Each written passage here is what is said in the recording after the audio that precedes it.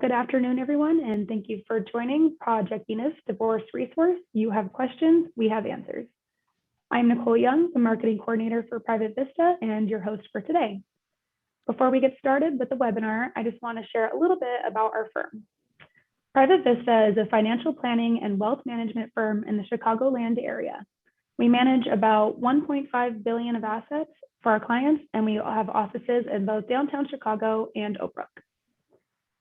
Now that you have a little information on Private Vista, I'm just going to do some light housekeeping so you can have the best webinar experience possible. You'll notice that you'll be muted for the duration of the presentation, and this is just to ensure that everyone can hear our panelists clearly. If you run into any technical issues, feel free to reach out to me, Nicole Young, by using the chat box function at the bottom of your screen. Any chats that you send will be completely confidential and will only be seen by me for today's session. Lastly, if you'd like to submit any questions during the presentation, please email me at pvnews@myprivatevista.com. And if you need to remember that email address, just hover over my photo and you will see it in parentheses there right next to my name. So that's it for housekeeping. I'd like to now turn things over to Nicole Romito and Mary Beth McLean. Good afternoon and welcome everybody. We're glad to be with you. Nicole and I co-founded Project Venus, where women in transition are connected, supported, and inspired to enrich their lives through financial planning, education, and partnership. We are passionate about providing women access to the information and resources they need to move from a feeling of overwhelmed and anxious to a place of confidence and clarity. Since we are holding these events virtually, we also have opened these sessions to both men and women who are thinking about or going through divorce. So if you know anybody, please extend the information to them. Before we start answering questions, I would like for each of the panelists to share a brief bio to introduce themselves. So I'll kick that off. My name again is Mary Beth McLean. I am a partner and a certified financial planner, or CFP, with Private Vista. And I started my entire career in the financial services industry, having gone to St. Mary's in South Bend and then getting my MBA at Northwestern.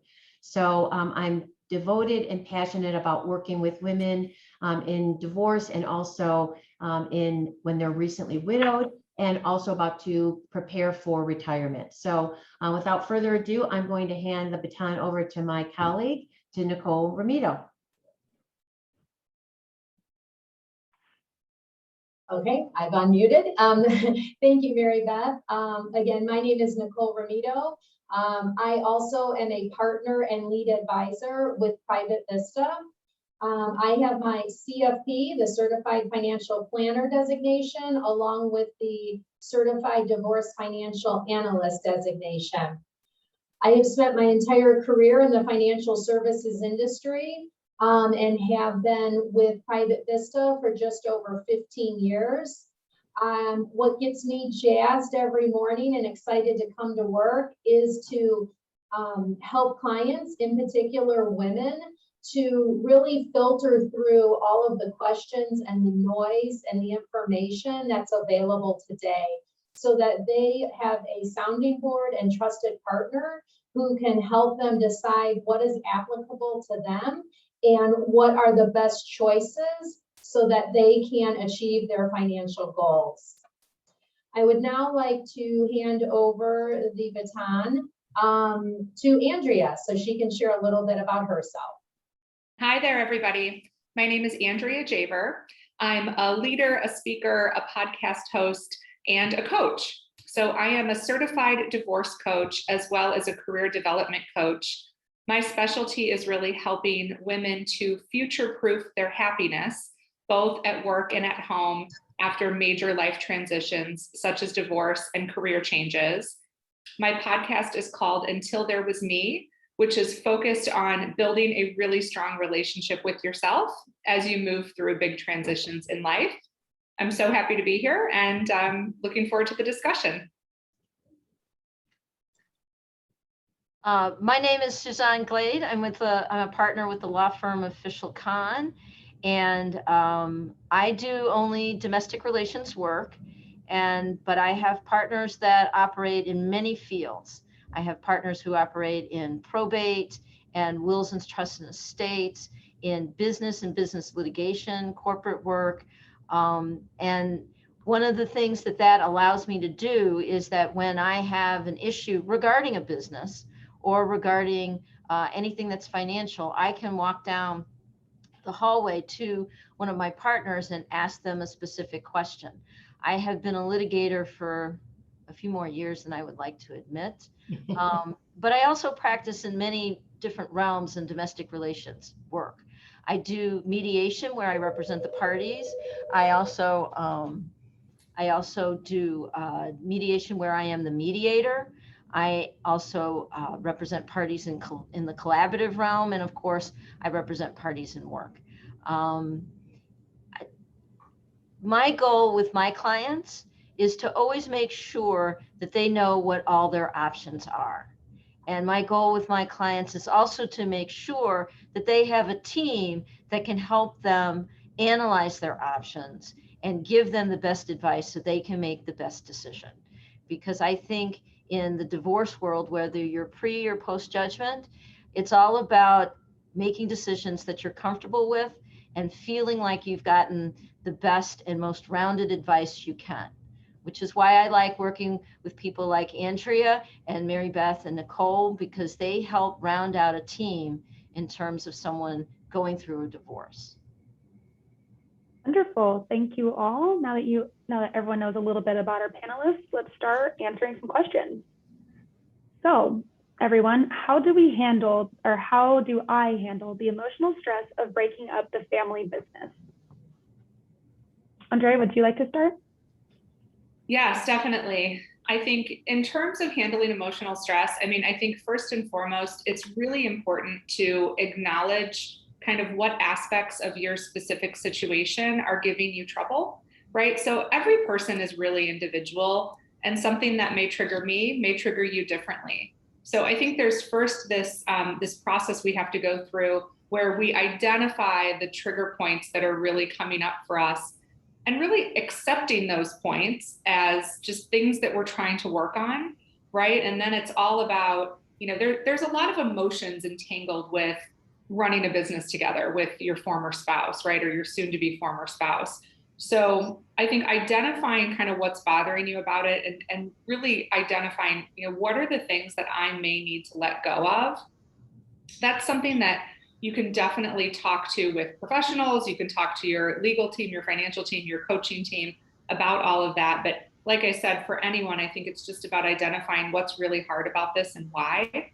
I always like to take pen to paper and go to my journal when I'm not really sure how to work out how I feel about something.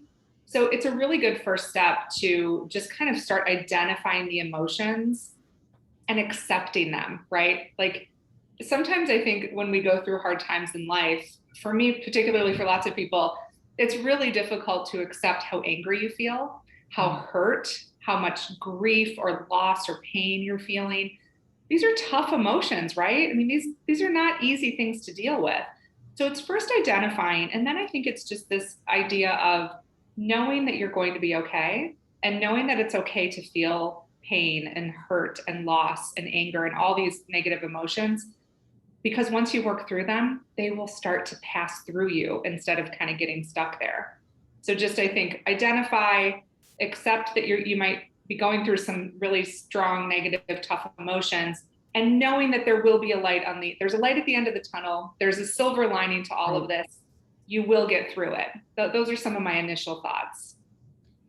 Well, what I would like to say is that I think how you handle the emotional stress of breaking up the family business, if it's pursuant to a divorce, either pre-judgment or post-judgment, really kind of depends on what arena you're in.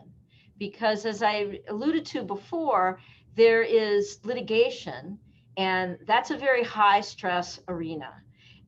Or there's mediation, which is still stressful. You're still breaking up the family business, but you are not in, you're still in an adversarial position, but there is a lot more support there. And you can do something that's called collaborative law. And collaborative law is a situation where Andrea as a coach would be familiar with, and Nicole and Mary Beth I know are familiar with because they operate in the collaborative arena. And that is where everybody sits down together at a table and works as a team to try and come up with solutions. And it's not like that's not stressful, because it is stressful. Right. But there is, there's a little bit more of a support system. If you are in mediation, or even if you are in litigation, the thing that I think that would help manage stress the best is to gather, as I talked about in my opening remarks, is to gather your team, is to gather your financial advisor, is to gather someone who can help support you emotionally, is to have faith in your legal team and feel that you're comfortable with them. Because when you have a team behind you, when you have people that you trust, when you feel that the information and the advice you're getting is sound, then that really helps lower the emotional stress. It does not make it stress-free by any stretch of the imagination. Andrea and Mary Beth and Nicole can certainly say that, and I can say that from my experience with my clients.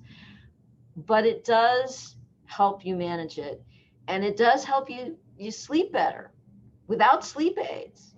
Right. Well, and I would also say that by reducing your stress as you're going through this process, you're going to make better decisions, because there's studies that show that when your decision-making capabilities are somehow overlaid with an emotional stress, you may not be making the decisions that are really in your best interest for the long term. There might be something that says, gosh, I'm going to do this because I feel like I'm really getting back at my ex-spouse.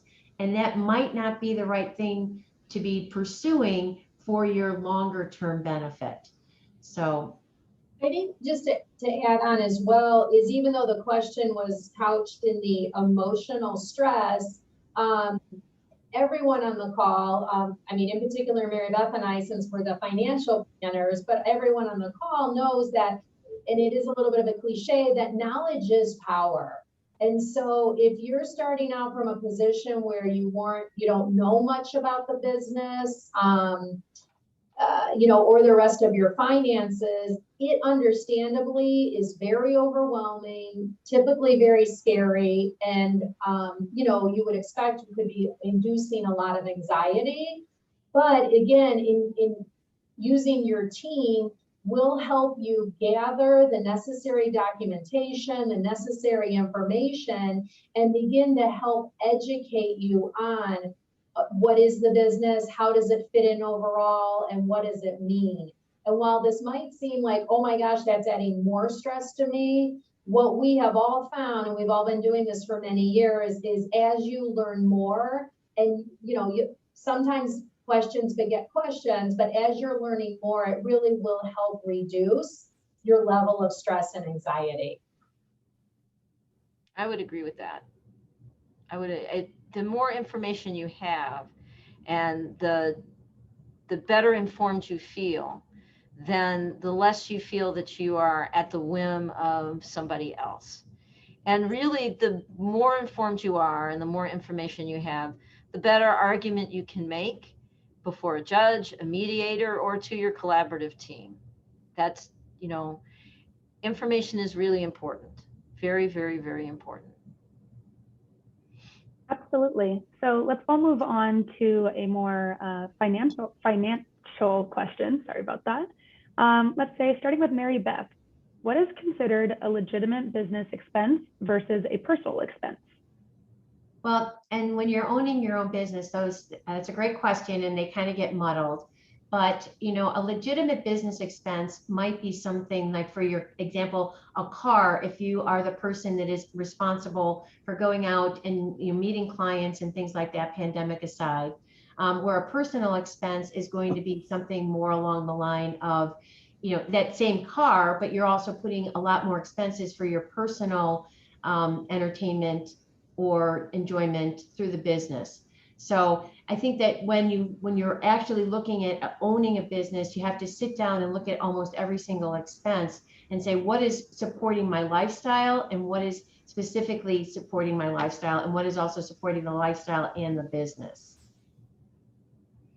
One of the things to keep in mind is that, again, and to go back to what Nicole said about gathering information, as you gather information, you're going to be gathering information about what the business expenses are. And some people become very panicked when they say, well, you know, all of these expenses are being attributed to his or her business, and that means they're going to say they have less income, and that means it might affect my maintenance, or it might affect my child support, or it might affect how the business is valued, or how assets are valued, or debts are distributed. And one of the important things to remember is that if something is found not to be a business expense, it just gets picked up and put on another part of the balance sheet. If it turns out that somebody is claiming a car as a business expense, but they never have to go anywhere in their car for their business, then that money that they're claiming as a business expense, which lowers their income from that business, just gets picked up and placed into their income column. And so it's not like it's final in any way.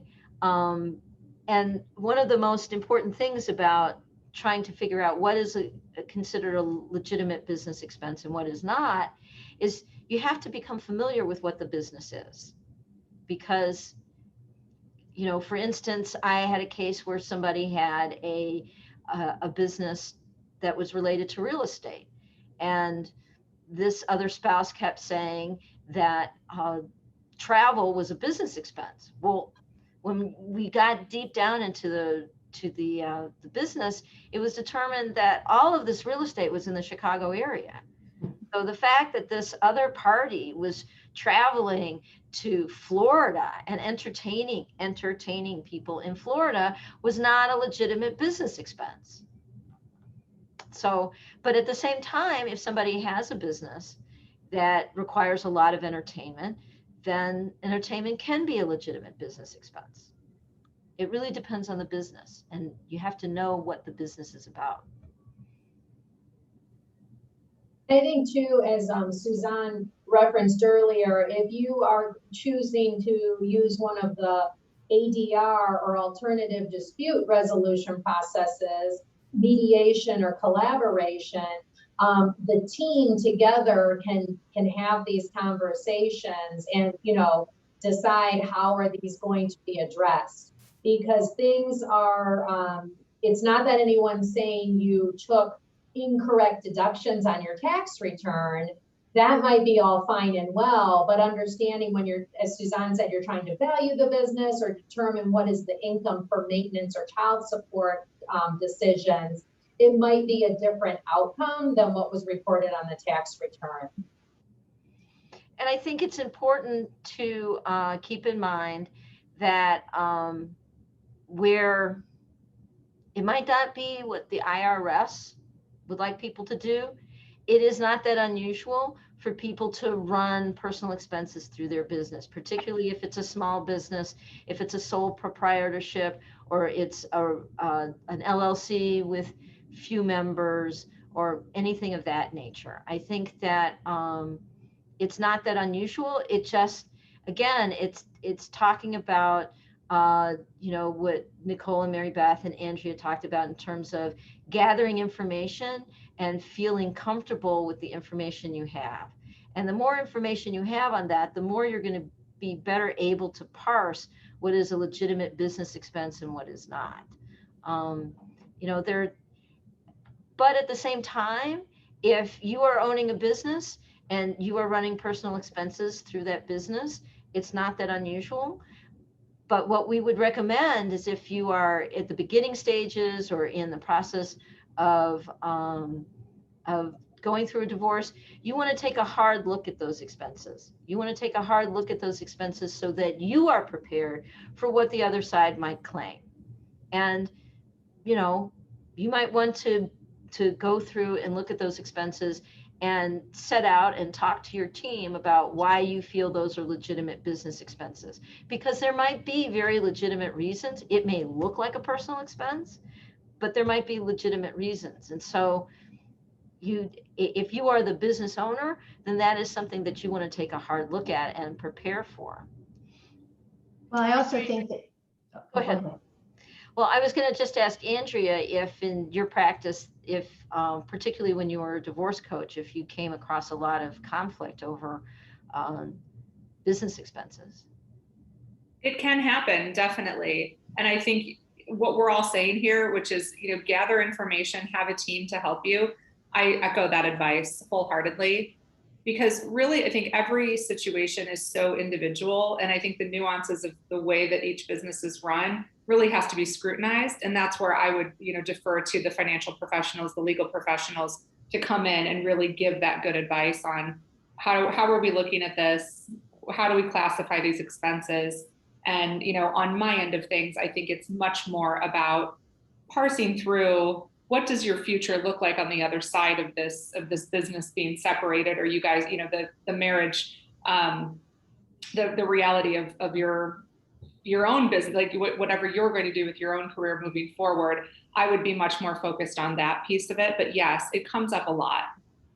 Well, I would also say in terms of gathering that information too, again, going back to your team, letting your attorney know that you might need to subpoena things, because you have a right to the information. For example, a joint tax return.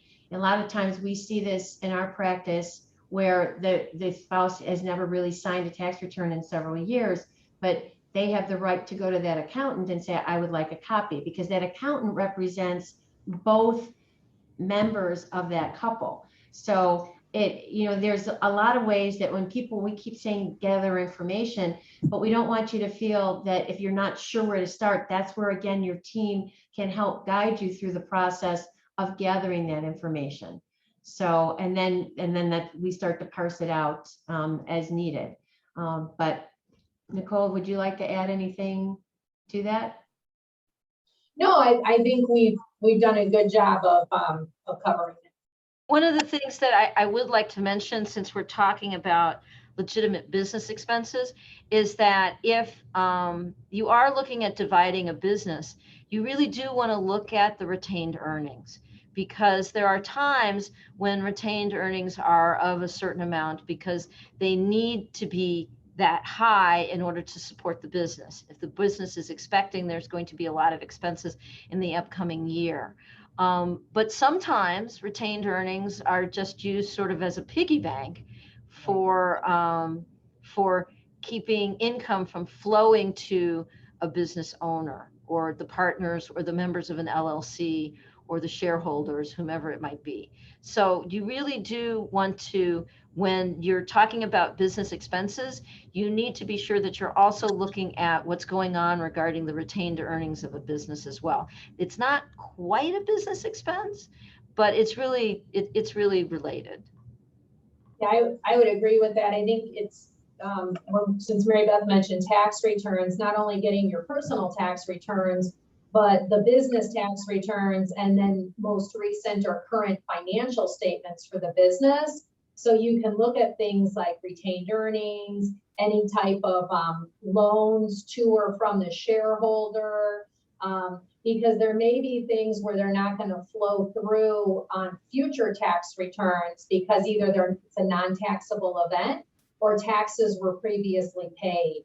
So again, you want your team to have an understanding of that and how that impacts either the valuation, which then would go into how assets are being allocated to each spouse. And then also too, again, if there's going to be maintenance and or child support. For sure. I would agree with that. I think that there's all of those things that have to be looked at and have to be reviewed. Wonderful. Okay, no problem. So I think let's move on to our next question, which definitely I think you all will have something to say about it. The question is, my spouse doesn't want to continue with the business. How do I know if I can handle it alone without them? Maybe would you like to start, Andrea? Sure, I can, absolutely. I mean, I think that this question is equally practical as well as sort of emotional, right, to answer this question, right? So there's practical realities in terms of making sure you fully understand what it is going to take to run this business on your own. I think there are logistical conversations, practical discussions to have to make sure you understand the P&L statements, make sure you understand what goes into the business, your employees, if that's applicable, et cetera. So that's number one, is just getting that information and really looking at that and understanding it. And then I think the flip side of that same coin is, do you want to, right? Like, so in the future of what you're trying to build for yourself on the other side of this marriage, knowing that the business dynamics that once were a reality within the marriage are going to be different if you're running it on your own. Is that what you want to do, right? And I think that's a very loaded question, but it's one that's really important to answer. And part of that is looking at not only, I think it's really difficult when you're going through a traumatic situation, such as, dividing your assets, such as going through divorce, to make really big decisions in life. We talked about this earlier. Actually, the better team you have in place with you, the easier it is to make quality, sound, rational, long-term decisions. But it's difficult to make really big decisions, especially in the early stages. So what I would say to anyone thinking about this is to really take a step back and just continue to think about it, continue to reflect upon it, talk about it, weigh the pros and cons. Don't make any big decisions that are going to affect you for the very long term, unless you're really sure. And if this is, this is my business, and I feel really passionately to stay in this field, to stay, doing these things, whatever it is you may be doing, then great, continue. And that in your heart. But if you're having second thoughts or you're not sure, I think use the practical logistical realities that information that you've gathered to inform you, to then help also reflect upon the emotional side of things, which is, what is it I want to be doing? What do I want my life to look like in the next, 3 years, 5 years, 10 years or more? And just, again, putting that out, like putting some of that sentiment out into the world, saying, universe, give me some guidance here. Like I need to kind of, know what's right for me. I often say to people, don't make huge decisions, just pray for guidance, right? And sort of reflect and put your best intentions out there. And you realize then that you get the answers you need when you need them. Well, one of the things that when I looked at this question, one of the things is that you have to take a look at, that Andrea alluded to, is who is your team in the business, and will they work for you? Will they work for you? Have they been working for you, or have they been working for your spouse? Do you trust them? I mean, sometimes people have allegiances and sometimes they don't. I think you also have to take into account if there are other people who have an ownership interest in the business. If it's an Inc., there might be shareholders. If it's an LLC, there might be other members. If it's a partnership, there might be other partners. And you have to figure out if you can get along with those owners as well. And will the other owners, the other people who have an interest in it, support you? Right. And the other thing, we'll talk about this in another question, but can the business be sold? Is this a business that you want, or do you want to keep the business for a period of time and sell it? And can you financially support this business if it needs your financial support? Because Sorry, I wanted to add on, but you finish and then I'll add on to your comment. Because I think women in particular, what I have found is a lot of times I have to convince my clients not to be cash poor. Right.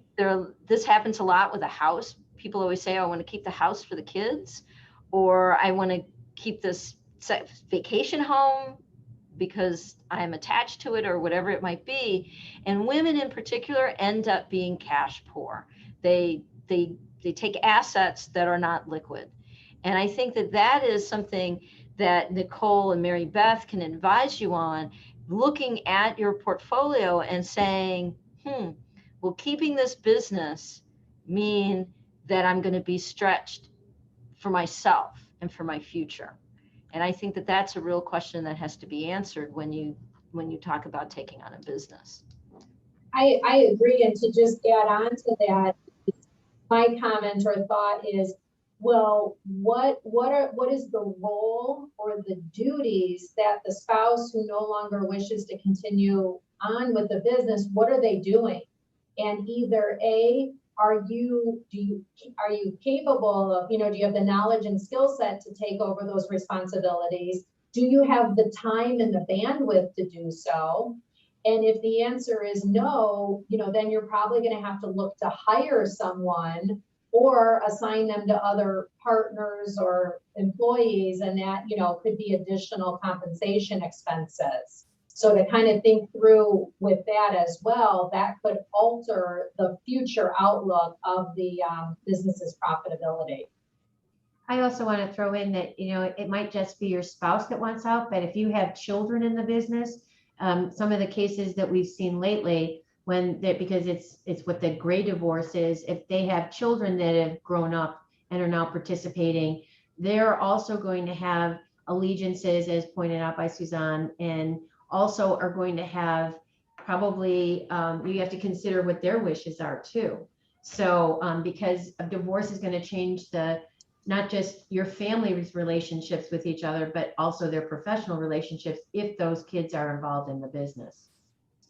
And I think that one of the things that we've only lightly touched upon is, how much debt is that business carrying? And how is that business structured in terms of income? And again, this is where a financial advisor or someone who values businesses, or someone who can do a forensic analysis for you, can help you make that decision. Because if there's a huge amount of debt, then maybe you're just servicing debt, or maybe the debt is something that helps support the business. It's just something that you have to figure out, but you have to be acquainted with that. And if you want to continue in a business, then, as everybody has said, you really need to be acquainted with all aspects of that business, or with everybody who's on your business team, and have faith that they know all aspects of the business.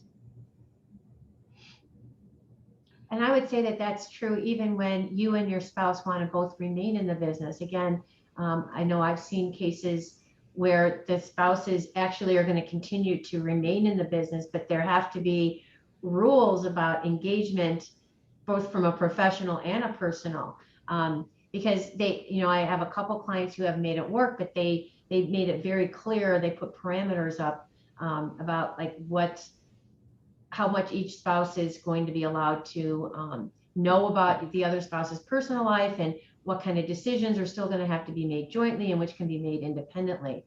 So I think that all the questions that we're answering about if my spouse doesn't want to stay in the business are also going to be true if the spouse does want to stay in the business, but you want to separate your personal relationship. I will say it's very hard for people after a divorce to stay in business together. The cases where I have had that, they stay together in a business for a finite period of time. It's kind of like owning a house together. It's kind of the same problems.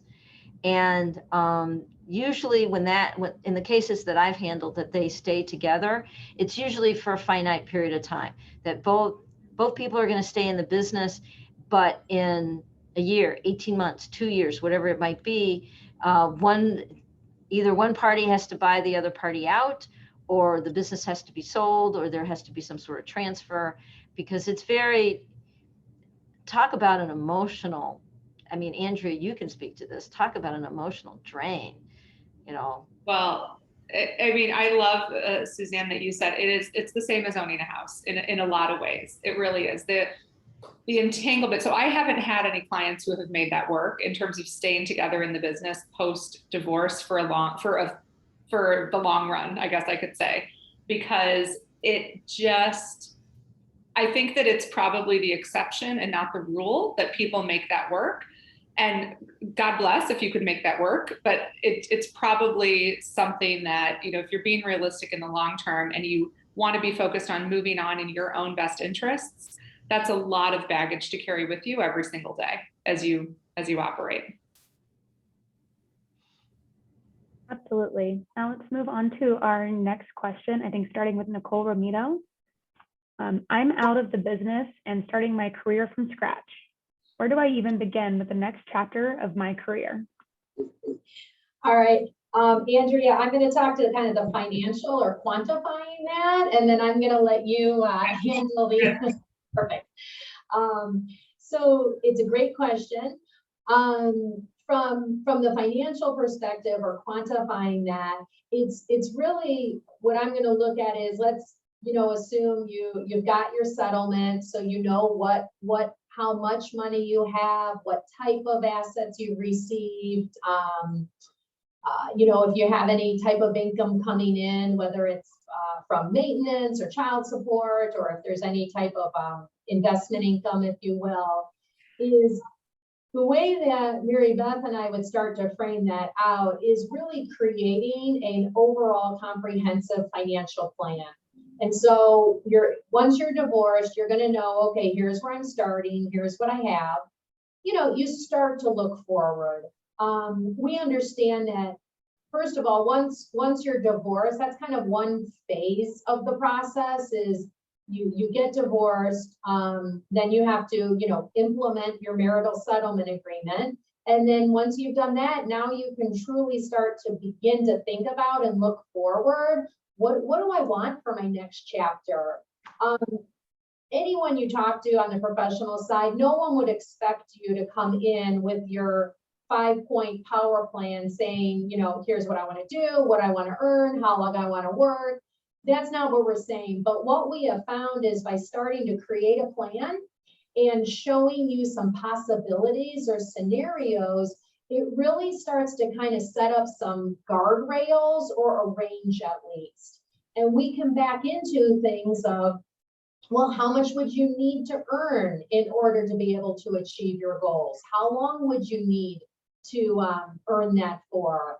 And if everything is interrelated, as I think you're picking up from how we're answering these questions, but it's going to depend on, how much are you spending and what are the time frame for those expenditures? What type of assets did you get? So from a financial perspective, we can kind of help quantify what you would need to earn. And then I'm going to hand it over to Andrea so she can help kind of translate that into, well, how do I take that into either what are my passions, what are my past experience and skill set, and how do I apply that to looking forward to my next chapter? This is my favorite question of the entire day, maybe the entire week, because, and I'm going to start with what my parents told me when I was 10 years old. And I said, I don't know what I want to be when I grow up. And they said to me, Andrea, you can be anything you want. And so I start with that, this childish notion of kind of the world is your oyster. You can do anything you want in life, because I'll tell you the secret to all of this. And I met with women constantly, my clients and friends who are like, I don't know what I want to do with the rest of my life. And I might be 30, 40, 50, or 60 years old even, it doesn't matter. And here's the reality that I have learned. 90% of your future success in your career is based on a mindset and a belief that you can do whatever you want and be successful at that. And 10% of that is your actual skills and abilities to get that done. Now, here's what I'm not suggesting is that at age 50 with no medical degree, you decide to be a doctor, right? Right. So there are things that I think are a little bit off the table or maybe more difficult to achieve and less realistic than others. But, here's the thing. I've worked in corporate America for 20 years. I've started my own business. I've done lots of different things in between. And one of the biggest things that gets in our way of truly realizing what we want to do with the next chapter of our lives are preconceived notions of what's possible. And so what I mean by that is a lot of times when I sit down and work with a woman on the career coaching side of things, which by the way is a very natural transition from the divorce coaching piece of it, we sit down and say, let's look at your ideal day. Let's look at a perfect day for you and what that is. Like it's not a weekend, right? But think of a Tuesday or a Wednesday. What does that perfect day look like for you? Assuming you're doing some kind of work, right? And when we start to parse it out and actually look at without constraints of, well, that job doesn't exist. Like I want to be able to work from home part of the time and I want to be able to take calls while I'm going on a walk, or I want to be able to do X, Y, and Z, we start to think, oh, that doesn't exist. I don't think that that's out there. And the shift that we have to make is, I'm going to find a really perfect scenario for myself, one in which the lifestyle that I want to live, the balance that I want in my life is not only achievable, but I'm actually going to show up as someone within my company or within my small business or with my clients as someone who is helping others find that great balance and great energy to put into their career as well. So I think there's a lot of work that goes on with this and figuring out what it is you really want to do. It starts with the belief that you can do almost anything you want to do. And then there are specific, I have a 4-part assessment that I do with all of my career clients that starts with what are the things, what are your skills in the past? How have you been successful? And so you start listing these things, connecting with others. I've always been really good at influencing people. Great. So then we go on to the next step, which is, looking at different fields where you may be qualified and so on. I could go on and on with this, but the main takeaway that I want for this, with this question that I hope you got from what I've just said is, you have to shed the preconceived notions of what's possible and start to think bigger. And then you get to a point where you realize you have so many options out there of what you can do in this next chapter. Well, one of the things that's important about what you're choosing to do going forward is that legally, if you are entitled to receive maintenance, you may have a requirement that within a certain period of time you get employment, or there may be a assumption that you have the skill set and the education to make a certain amount of money, and it's called imputing income to someone.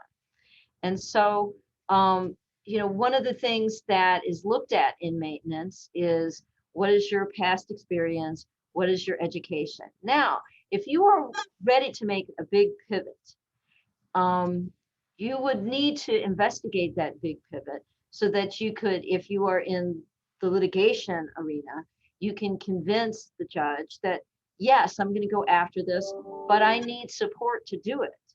I need the money to do it. I need the assets to do it, or I need the funds to do it.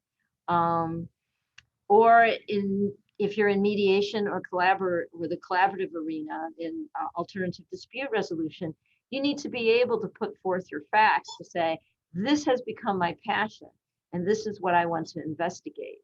I had a case where there was a woman who had been a physician's assistant, and the assumption was going to be that she was going to make X amount of money and be a physician's assistant. She had not worked as a physician's assistant for about 10 years, per the request of her husband. And she said, I'm not going to go back and be a physician's assistant. I left that field. I'm no longer certified in that field. It will take me 2 to 3 years to become recertified and to be comfortable back being a physician's assistant. I'm going to take that time, excuse me, and get a social work degree and work in an institutional setting, either a hospital or a school or whatever it might be, and work as a social worker. And there was a lot of pushback against that. I'll be honest. We were in a collaborative setting and there was a lot of pushback. But you know what? She stuck to her guns. We negotiated a settlement that would support her and give her time to get the schooling, and she got launched. And she's working in a school setting now, and she's much happier, and she used that time and money wisely. So yes, I agree with Andrea that you should definitely follow your passion or try to figure out what your passion is. But if you're going to seek support to do that in either in a disproportionate share of the marital estate or in maintenance, you need to have done your homework and convince people that this is what you want to do. Wonderful. So moving on to what will be, I believe, our final question. Let's dive into, I'm worried about the long term and my personal finances. What do I do? Mary Beth, you want to start it off?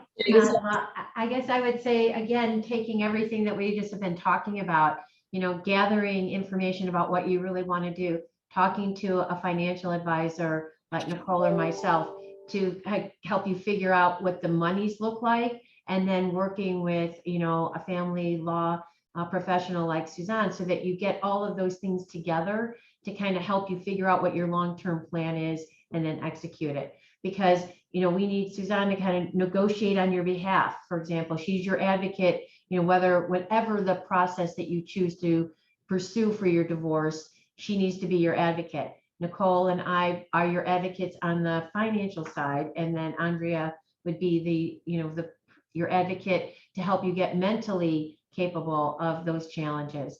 So, I would say that there's not just one answer to it. It's going to, again, be a team effort, and will also take a lot of work on your part to really, investigate not just where your financial situation is now, but what you want going forward, what that looks like for your career, whether we already talked a little bit about whether keeping the house is even in your best interest. Very often, I'm sure everybody hears this, I want to stay in the house for the kids. And I understand that, so that they have a place that is continuous and there's a constant presence for them in their house, but it might not be the best financial decision. And also it might be that you stay in it for a year and then you sell it later. There's a lot of different ways that you can come up with solutions that help you get to what your long-term goals are. But we just have to kind of whittle them down so that it's appropriate for your course of action or your plan. With respect to your business, if you have a business, I just got washed out. If you have a business that is being divided, then adding to your team is a professional that will value that business. And we've all worked with people who do this kind of forensic work, and you need that piece of it so that you can factor that into your personal finances. Because if you have that piece with the value of the businesses, then Nicole and Mary Beth can plug that in and say, you're going to get a portion of this, or there's going to be an offset because your spouse is going to get this, or you're going to keep this. And therefore there'll be an offset against other assets, which means that maybe your retirement will be less, or your investments will be less, or whatever it might be. So in terms of gathering your team, if you have a business that's being divided, one of the things that you might need as part of your team is someone who does business valuation. And I think that's a great point, Suzanne, is to try to, I know we're saying don't make big decisions or don't rush into things, but because a business valuation takes time and is usually a pretty hot topic and not a one and done conversation topic, that you'll want to think about this with your team sooner than later, because it's going to take time to engage a business valuator. There might be multiple ones, and then agreeing on what valuation you're going to use. And then to build on what Suzanne just shared is, if one of the spouses is going to maintain the business, that means the full value would go in their column. Then the other spouse needs to have a comparable value of other assets in their column. And you're going to want to be able to look at and say, do we have enough other assets, and what type of assets are those, and how easily can I access them? What are tax consequences? So that you're fully understanding if the offset is possible, and how does that leave you for your long-term financial goals?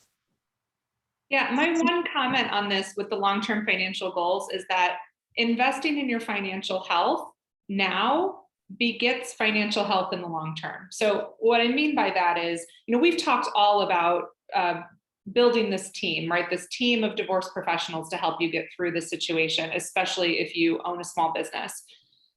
This team is meant to build health in all these aspects, right? From the legal standpoint, there's health in having someone like Suzanne who's going to help you through and make healthy legal decisions. the financial piece with Mary Beth and Nicole, helping you make sound financial decisions now and in the future, and myself as a coach, helping you just keep it all straight and understand what you should expect in the process, what's happening, how do you think about a future that you really enjoy living on the other side of this marriage. At the end of the day, the more you invest in your health now, the healthier you're going to be in all of these aspects. So I would say, if you haven't already called a financial planner, now is the time. It's, this doesn't cost you more money, right? In the long term, this actually saves you so much money because you're making much better decisions. So that's what I would say. Invest in getting healthy with all these aspects of your life right now, and you will see it pays dividends in the short term and the midterm and the long term as you do that. Okay, thank you all for your insight into this extremely complicated situation. As it's almost 1 p.m., we'll be wrapping up shortly here, but before we do, we'd like to leave you all with a kernel of wisdom from each of our panelists. Would you mind getting us started with your kernel of wisdom, Nicole? Sure. So my kernel of wisdom is, if there is a family-owned or closely held business in your marital estate, when you are putting together your divorce team, I strongly recommend that as you're interviewing the various team members, as Mary Beth and I like to say, we look at it as a three-legged stool. You've got your legal, your financial, and then your emotional or mental health components of the divorce. And when you're looking to fill each of those slots, make sure that as you're interviewing your professionals, that they have extensive experience in dealing with divorces and a closely held or family held business. We really just brushed the surface today, but I think you can tell it's a very complex, it's usually a hot topic in the divorce. So you want to make sure that people understand the legal implications, the tax implications, the emotional implications of should I stay or should I go within the business if that's on the table. So that is my kernel of wisdom. Andrea, would you like to share yours? My kernel of wisdom in general is to remember that life is a balance of making it happen and letting it happen. So there are things we've given you, advice we've said today about making things happen for yourself. Get a financial plan, assemble your divorce support team, make sure that you understand the ins and outs of the business. You're making all that happen, right? Those are things you can work at, you can go and get that right information. The other side of that is, what can you let happen, right? Meaning just put out there into the universe that you want to be happy on the other side of this, that you want to have certain things for you, your children, and you just kind of put that intention out into the world, and you'll be so surprised at how that balance of kind of, you doing things and kind of letting the world respond to you, it all comes together so that you can actually build a very pleasant, happy, and fulfilling life on the other side of this. Well, what I would like to leave everyone with is that to echo what we've said all along, and I would say make a checklist. One of the things that I think helps people is that if they have a checklist, they have something in front of them that they can look at and remind them of where they need to go next. And on your checklist, if you have a business, is you want to gather your team, and that's your financial team, your emotional team, possibly a team to value it, and your legal team. You want to gather information, and you would put that on your checklist, and you would make a list of what information you feel that you need in order to make a decision. You need to decide, and we didn't even get to touch on this, but you need to decide whether that business is going to be considered an asset to be divided, or if it's going to be considered a stream of income and therefore affect maintenance and support.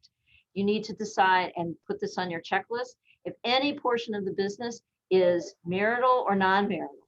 If it has a non-marital aspect to it, what is the extent of the non-marital aspect? And if you put all these things on your checklist, when you meet with your team, you can say, have we addressed this? Is this a non-issue? Is this something that we need to look into further? So I would say make a checklist, but I do want to leave everybody with some information. there is something when you are divorced called a financial affidavit, which gets filled out. And that has information regarding your business. It has information regarding your income. It has information regarding your expenses. It has information regarding the children's expenses. And that is a very important document that is used at the beginning, middle, and end of any divorce, whether it includes a business or not. And the Supreme Court of Illinois just changed the form. So literally today. And so if you're in the process of getting divorced or thinking about initiating a divorce, be sure that you make sure that when you're filling out that financial affidavit, it's the most recent one.